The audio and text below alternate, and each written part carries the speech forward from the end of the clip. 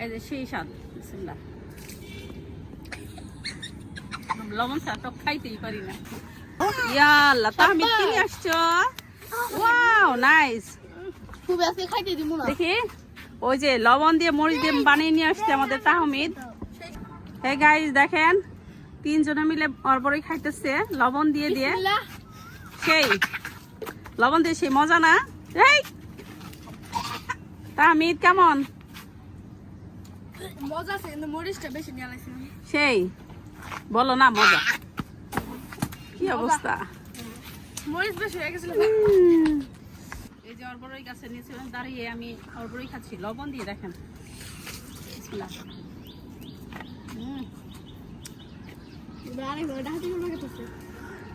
আমার অনেক পছন্দের ফল অরবরই।